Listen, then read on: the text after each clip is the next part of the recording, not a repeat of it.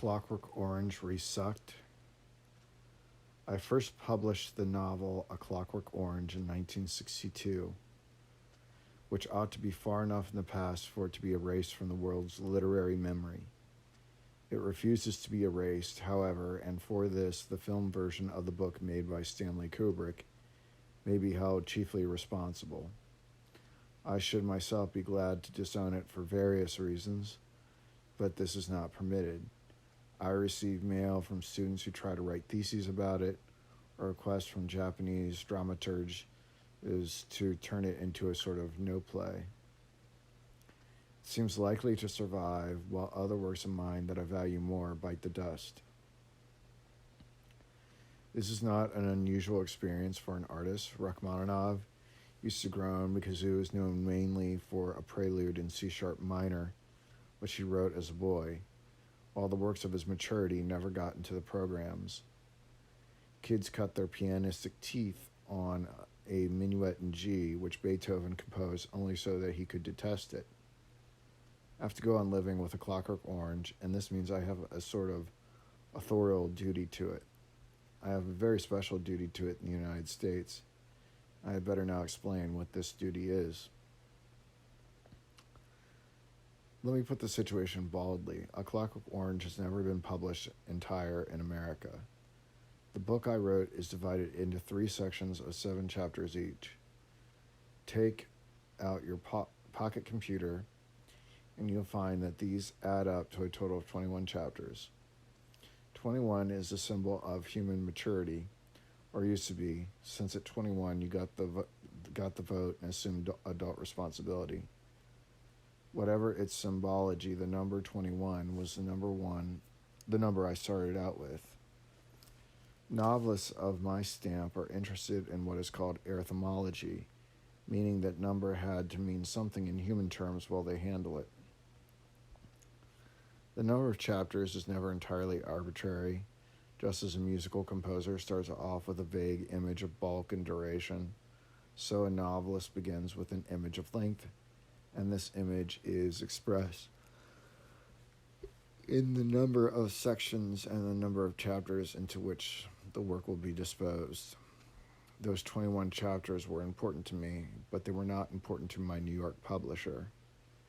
The book he brought out had only 20 chapters. He insisted on cutting out the 21st. I could, of course, have demurred at this and taken my book elsewhere, but it was considered that he was being charitable in accepting the work at all, and that all other New York or Boston publishers would kick out the manuscript on its dog ear. I needed money back in 1961, even the pittance I was being offered as an advance, and if the condition of the book's acceptance was also its truncation, well, so be it. So there's a profound difference between A Clockwork Orange as Great Britain knows it and the somewhat slimmer volume that bears the same name in the United States of America. Let's go further. The rest of the world was sold the book out of Great Britain, and so most versions, certainly the French, Italian, Spanish, Catalan, Russian, Hebrew, Romanian, and German translations, have the original 21 chapters. Now, when Stanley Kubrick made his film, though he made it in England, he followed the American version, and so it seemed to his audiences outside America, ended the story somewhat prematurely. Audiences did not exactly clamor for their money back, but they wondered why Kubrick left out the denouement. People wrote to me about this. Indeed, much of my later life has been expended on Xeroxing statements of intention and the frustration of intention, while both Kubrick and my New York publisher coolly bask in the rewards of their misdemeanor. Life is, of course, terrible. What happens in that 21st chapter? Now have the chance to find out. Briefly, my young, thuggish protagonist grows up. He grows bored with violence and recognizes that human energy is better expended on creation than destruction. Senseless violence is a prerogative of youth, which has much energy but little talent for the constructive.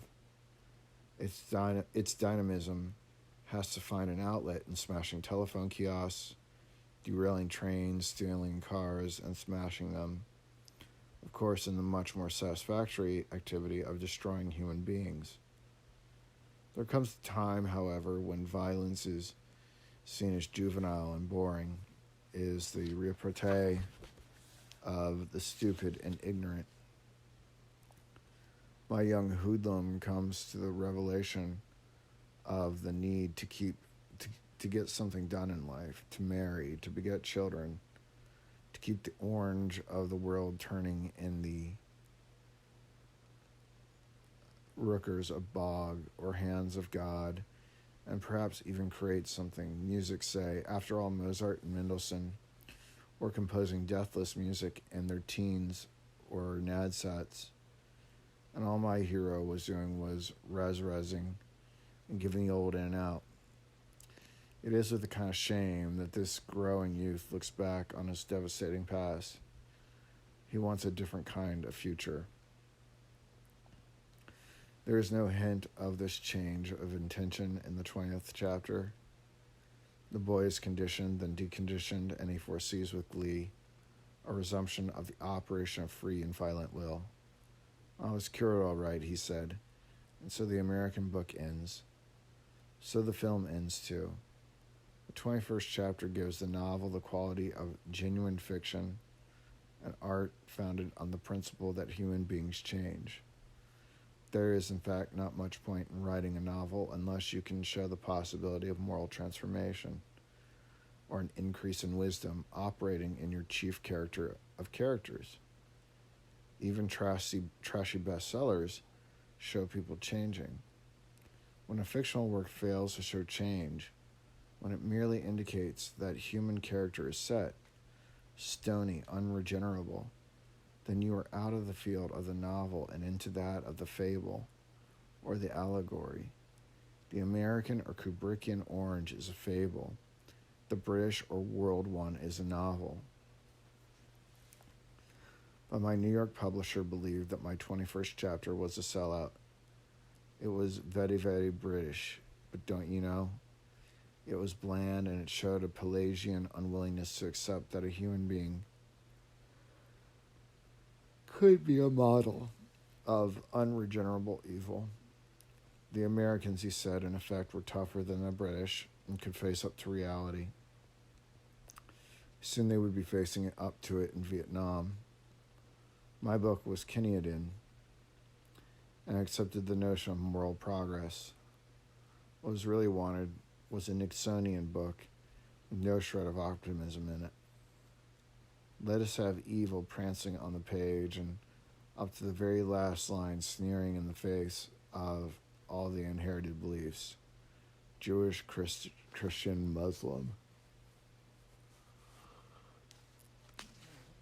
and holy roller, about people being able to make themselves better.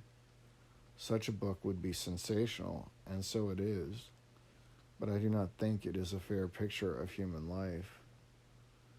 I do not think so, because by definition, a human being is endowed with free will. He can use this to choose between good and evil. If he can only perform good or only perform evil, then he is a clockwork orange, meaning that he has the appearance of an organism lovely, with color and juice, but is in fact only a clockwork toy, to be wound up by God or the devil, or, since this is increasingly replacing both, the almighty state. The important thing is moral choice. Evil has to exist alongside with the good in order that moral choice may operate. Life is sustained by the grinding opposition of moral entities. This is what the television news is all about. Unfortunately, there is so much original sin in us all that we find evil rather attractive. To devastate is easier and more spectacular than to create. We like to have the pants scared off us by visions of cosmic destruction. To sit down in a dull room and compose the Miscellaneous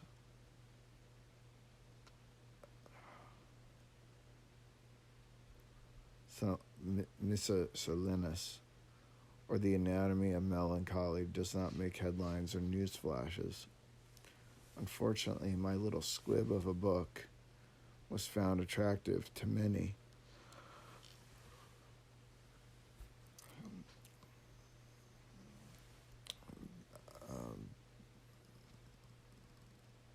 Because it was as odorous as a crateful of bad eggs with the miasma of original sin.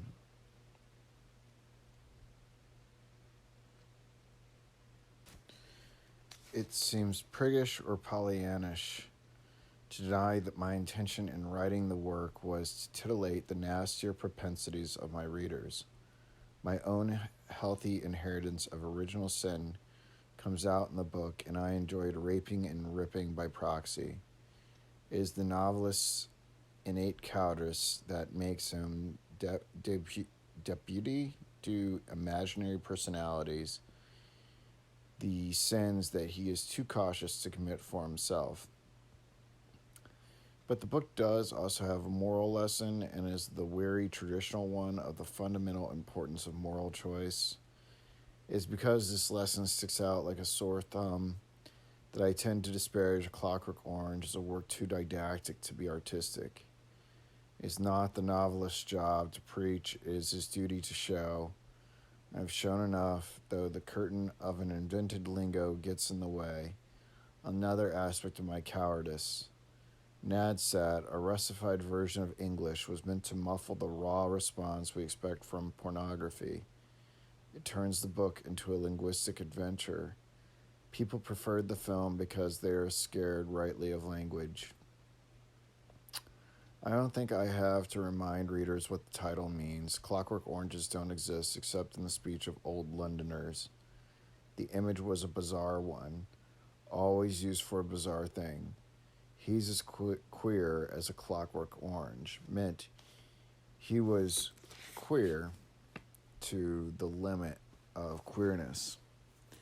Did not primarily denote homosexuality, though queer, before restrictive legislation came in, was the term used for a member of the inverted fraternity.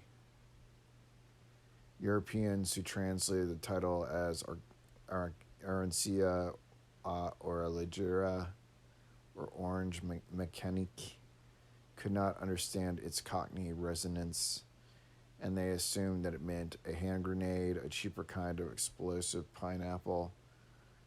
I mean it to stand for the application of a mechanistic morality to a living organism oozing with juice and sweetness. Readers of the 21st chapter must decide for themselves whether it enhances the book they presumably know or is really a discardable limb. I meant the book to end in this way, but my aesthetic judgment may have been faulty. Writers are rarely their own best critics, nor are critics. Quod scripsi, said Pontius Pilate when he made Jesus Christ the King of the Jews. What I have written, I have written. We can destroy what we have written, but we cannot unwrite it. I leave what I wrote with what Dr. Johnson called frigid indifference to the judgment of that 0.000001% of the American population which cares about such things. Eat this Swedish segment or spit it out. You are free. 1986.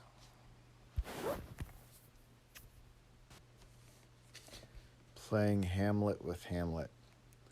Let me explain my title. When I was a boy in my native Lancashire, I frequently heard the expression, "I'll play Hamlet with thee, lad." This was an adult threat leveled at naughty boys.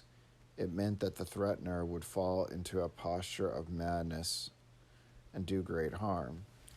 Clearly, the reference was not to the hero of Shakespeare's tragedy, but to the original Scandinavian myth of the prince who avenged the death of his father by murder and arson.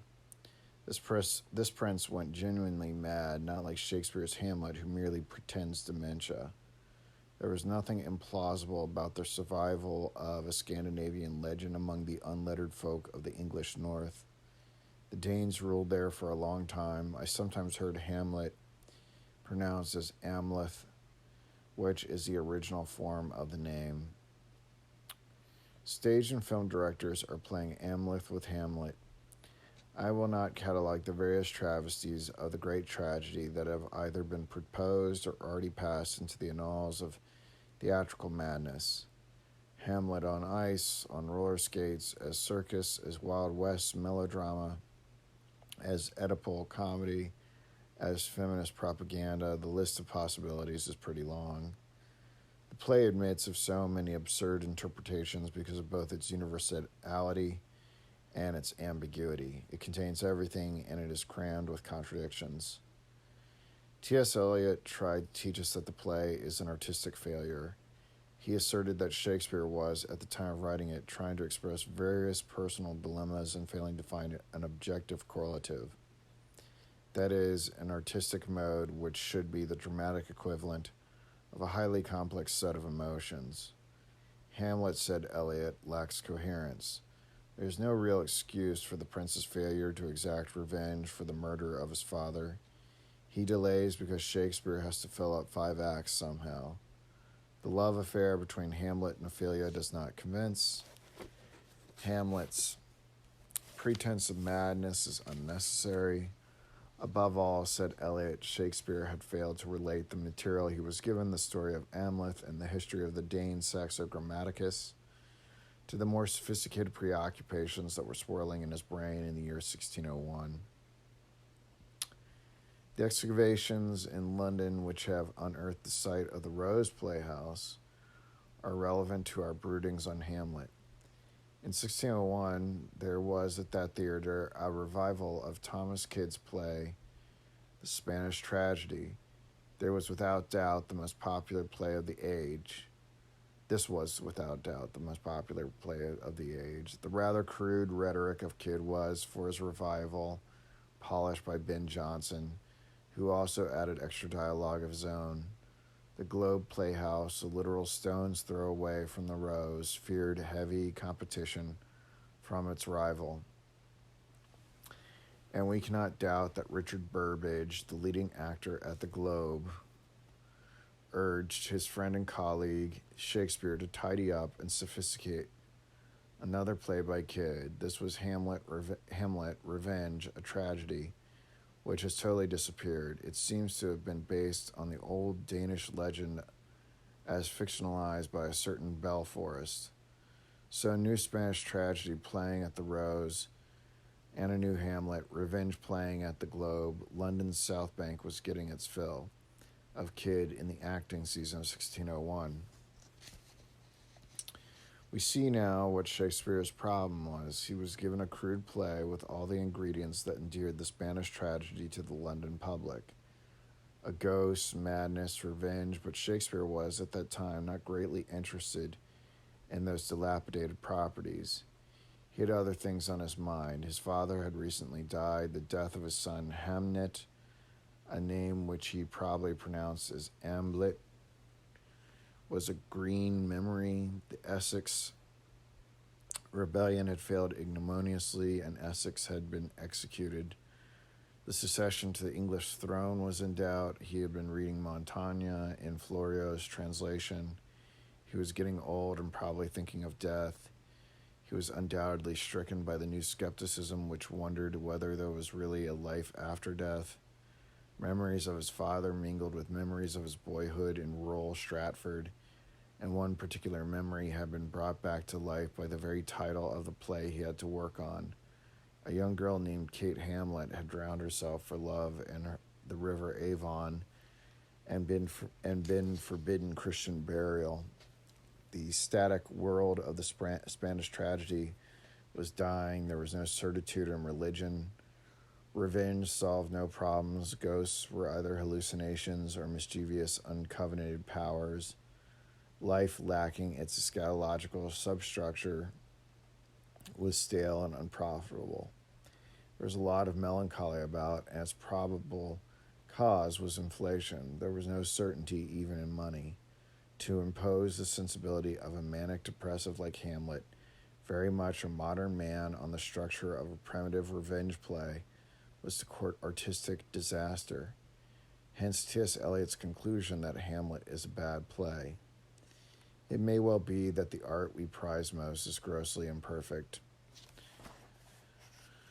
We are repelled by perfection, and for that reason reject the plays of Racine. Oriental carpet makers used to introduce crudities into their designs so as not to blaspheme by rivaling God, who alone is the author of perfection. Imperfection is all too human, and Hamlet is a very human play. Its looseness of structure, its shakiness of motivation are composed by a wit and a rhetoric that have affected all the literatures of the West and modified more languages than English. As for the Danish prince himself, he is the first character in the whole of world literature to reveal the inner workings of his mind and to invite not just empathy, but identification. We all think we are Hamlet, even if we are women. Sarah Bernhardt played the role with a wooden leg and no sense of sexual incompatibility. One factor that impels the directorial ingenuity is the absence of anything we can call a definitive text of the play. There's a very bad quarto apparently put together by a guest actor who, not being a regular member of Shakespeare's troupe, felt no guilt at selling his patchwork to an eager printer. This bad quarto had to be driven out of circulation by a good quarto, which is authentic Shakespeare, but the version of Hamlet we find in the 1623 First Folio is somewhat different from its predecessor of 20 years before. It is also very long. We rarely see a complete Hamlet.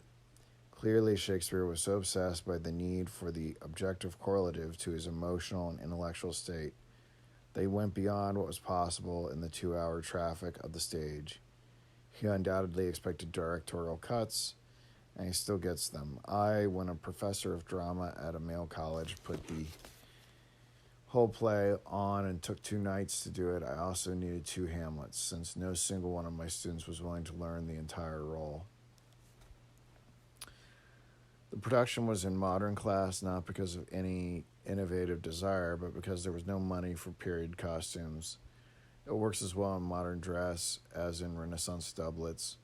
My Hamlet was able to smoke cigarettes on stage. He was also able to come on reading Schlegel's translation and began his great soliloquy by sneering, "Sein oder nicht sein, ja das ist die Frage." That soliloquy is too well known and is agony for an actor to try to draw new nuances from it. The whole play is too well known. This partly explains the need to present it on skates or in a fantasticated Third Reich or in the nude.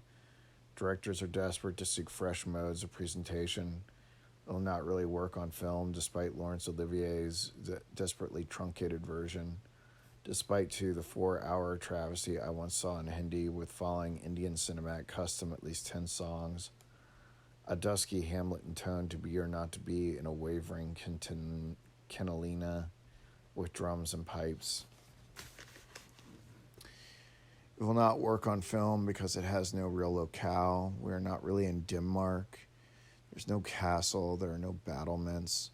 We're on stage on the south bank of the River Thames. The visiting actors discuss with Hamlet the state of the London theater, hit hard by the Shirley Temples of the day, the child actors of the indoor playhouses. They look at the flag flying over the globe with its representation of world-carrying Hercules. The first grave digger sends the second for a stoup of liquor from Jan's, the Danish beer shop not far from the globe. Hamlet is all too aware of his audience. He delivers his soliloquies to the dirty ears of the lower orders and the clean ears of the gentlemen who sit on stage. He mocks these latter by saying, "My tablets, it is meet I set it down." The young intellectuals of the town were always copying good lines into their notebooks, ready to deliver them as their own. At later supper parties, Hamlet may say, "Now I am alone," but he never is. There's only ever been one great Hamlet, Richard Burbage, for whom the part was written. He had the advantage of being schooled in the meaning, tempo, and intonation of his lines by their author. Every actor wants to take on the role, but he foresees that neither he nor his audience will be satisfied. Dustin Hoffman came to London Theatre to play Hamlet, but he has had to be content with Shylock in The Merchant of Venice. The difficulty of producing a superb Hamlet explains why actors and directors hopelessly continue to try. It's a baffling play made of great scenes, highly satisfying in themselves, but not really capable of cohesion, the one with the others. We look forward to the soliloquies, the ranting first player, the play within the play, the final fencing bout, but as single items and not as aspects of a well-structured whole. The nearest parallel to Hamlet is a film by Charlie Chaplin, in which the parts are superior to the totality. It's great theater, but with T.S. Eliot, we have to doubt whether it is a great play. 1989. Joyce as Joyce as centenarian.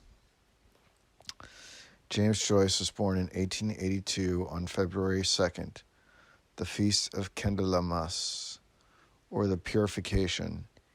Igor Stravinsky was born in the same year on June 17th, the day after Bloomsday. The Irishman and the Russian alike became Parisians. In 1913, Stravinsky's Le Secret des Printemps caused a riot at the Paris Opera House. In 1922, Joyce's Ulysses, publishable only in Paris, caused a worldwide riot. The two men, who apparently never met, were fathers of revolution in the arts. 100 years after their nativities, there are people around who say that they can't stand this modern stuff, meaning what they have heard of or seen of one or the other or both. But Joyce and Stravinsky are no longer modern. They are as much classic artists as Goethe and Beethoven. Yet it is their function to continue to disturb.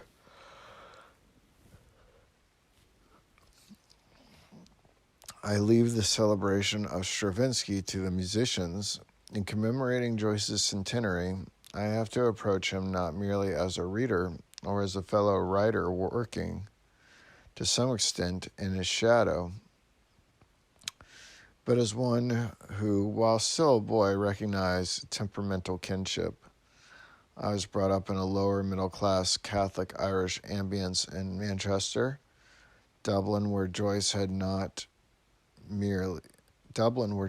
the same kind of upbringing, was closer to us than London, and not merely geographically. It was a Catholic capital, while London was a heretical one. It was a port where our relatives embarked to pay our visits, usually with illegal Irish sweep tickets stuffed in their bloomers.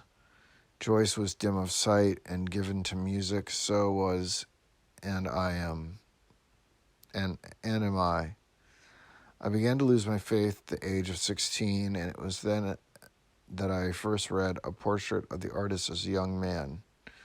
The great sermon on hell scared me back to conformity, but I could not resist the slow but ineluctable divestment of the peel of faith, and it was to a portrait that I frequently returned to find a magisterial justification of my apostasy. Of course, according to Joyce, you were really only permitted to abandon the church if you found a spiritual substitute for it, and it was only art that provided such a substitute.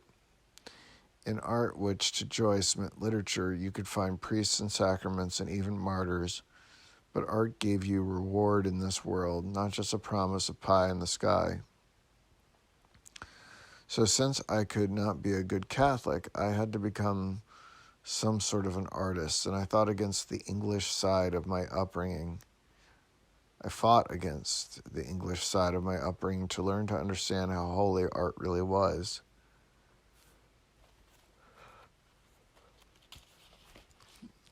To the Protestant English, art has always been a somewhat amateurish affair. You don't build a book as you build a bridge. You let it accumulate like hash. The rigor of Joyce was something new, and his devotion to literature was somehow unclean and Parisian. Oscar Wilde, another Dubliner, had ended up in Père Lachaise, and he had always been burbling about how art was above bourgeois morality. Look where art, meaning pederasty, got him. When Joyce produced Ulysses, it was promptly banned everywhere except Paris. This, to the bourgeoisie, confirmed the equation of art and dirt. No British or American printer had been willing to risk jail by setting up the abominable text, and it had to be given to a printer in Dijon who knew no English. The book was published by the American owner of a Paris bookshop, and it was sent through the mails to such as relished highly wrought literature or dirt. Winston Churchill bought it, but Bernard Shaw did not. It was seized by the customs authorities at New York and Folkestone and sequestered or burned. The ban was still in force when, in 1934, my history master smuggled the Odyssey Press edition out of Nazi Germany and lent it to me. The sexual candor of Ulysses is nowadays nothing in comparison with the multiple orgasms of Miss Jackie Collins or the fretful impotence of Mr. Harold Robbins. The mouthfuls of obscenity uttered by Privates Carr and Compton in the nightgown episode is kid stuff, even to maiden lads who see Mr. Printer's plays on television. And it was clear, even to the lubricious 17-year-old like myself, that the sex and obscenity were aspects of a program of realism, very remote from pornography.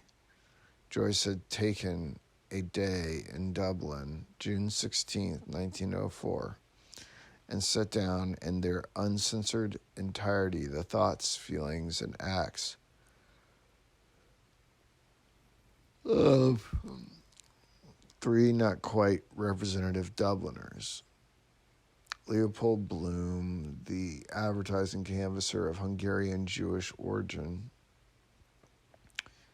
eats breakfast and then visits the toilet. He has a satisfactory movement, a dose of cascara having eased his slight constipation of the days before. On the beach later in the day, he is erotically excited by the sight of a girl's lifted skirt, and while the fireworks of the Myris Bazaar let off sympathetic whizzes and bangs, he masturbates. Towards the end of the book, Molly Bloom menstruates. The outrage of menstruatrices like Virginia Woolf and masturbators like E.M. Forster was considerable, though decently contained in Bloomsbury locutions. One would have thought that Joyce and not Sir John Harrington had invented the water closet. Joyce set down life as he honestly saw it, and it did him no good. The Bloomsburyites did not like what they termed coarseness, and they were not pleased either with Joyce's comic epic glorification of the lower middle class. Ulysses was considered by communists to be a reactionary book, and Joyce was plaintive about it. There's nobody in any of my books, he said, who's worth more than £100. But the reactionary charge raised also against Eliot's The Wasteland, which appeared in the same year as Ulysses, had more to do with the parade of erudition and a technique that did not lend itself to easy intelligibility than with the subject matter. Erudition is easily obtained, it is available in public libraries, and it costs nothing. Nevertheless, since neither the workers nor the middle class particularly want it, it is regarded as unwarrantable imposition in a novel. A novel should be a good read. Ulysses is not a good read. Joyce plays terrible tracks. Joyce plays terrible tricks with the English language. He separates out like curds and whey its component Latin and Teutonic elements. He parodies every writer from the Venerable Bede to Thomas Carlyle. He turns one chapter into a textbook on rhetoric. Another is made to behave like a fuga per canonem. The last chapter has no punctuation marks, and when these games are not being played, he gives us stretches of raw thought and feeling in the form of monologue interior. Oh, sweetie, all your little girl white up, I saw dirty brace girdle, made me do love sticky, we two naughty grace darling, she him half past the bed. Met him pike hoses, frillies for rowel, to perform your wife black hair. Heave under imbun, senorita young eyes, mulvey plump years, drawers, return, tail in, agendath, swoony lovey, showed me her next year, in drawers return, in her next. But as we know now, 6 years after the publication of Ulysses, the difficulties of experimental writing like that are not so great as they seem. If we have read the book attentively up to this masturbatory point, we shall recognize every motif of the ungrammatical flow. Joyce loves mysteries but does not like them to go on too long. He hides the keys in drawers which themselves have no keys. He is not always easy, but he is never impossible. There was a time when Joyce excited rage from making the prose style get in the way of the narrative. Nowadays, we are more inclined to take pleasure in the manner of his exalting, through myth and symbol, ordinary people into epic heroes, even if exaltation means also shoving them up onto a music hall stage and making them go through a comic act. The real Ulysses of Homer has a rock-hurled atom by a one-eyed giant man-eater. Bloom, the new Ulysses, is assailed by a drunken Irish chauvinist who can't see straight enough to hit him with a Jacob's biscuit tin. Bloom, reviled as a Jew and mocked as a cuckold, ends nevertheless as a king in Ithaca, whose location is number 7 Eccles Street. He is also ourselves, and we too endue the crown of absurd glory. The world has forgiven Joyce for the excesses of Ulysses, but it is not yet ready to forgive him for the dementia of Finnegan's Wake. It is difficult to see what other book he could well have written after a fictional ransacking of the human mind in its waking state. Ulysses sometimes touches the borders of sleep, but it never actually enters into kingdom. Finnegan's Wake is frankly a representation of the sleeping brain. It took Joyce 17 years to write between eye operations and worry about the mental collapse of his daughter, Lucia. He got little encouragement even from Ezra Pound, the prince of avant-gardists. His wife Nora merely said that he ought to write a nice book that ordinary people could read, but clearly Finnegan's Wake had to be written, and Joyce was the only man dedicated or mad enough to write it.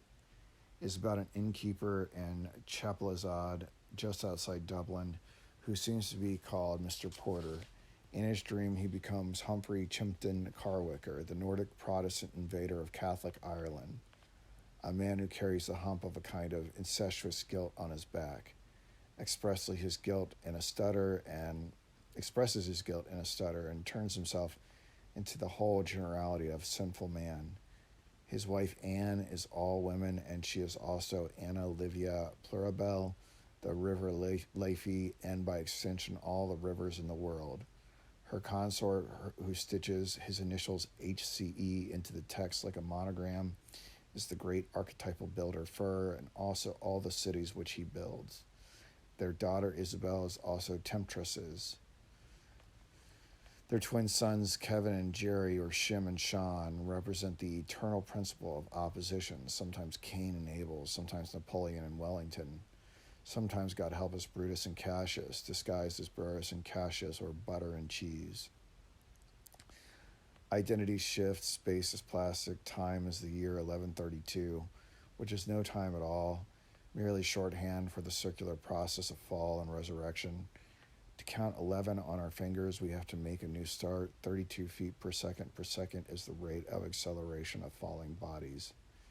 The narrative is cyclical and never ends. The language is a Babylonish dialect of Joyce's own invention.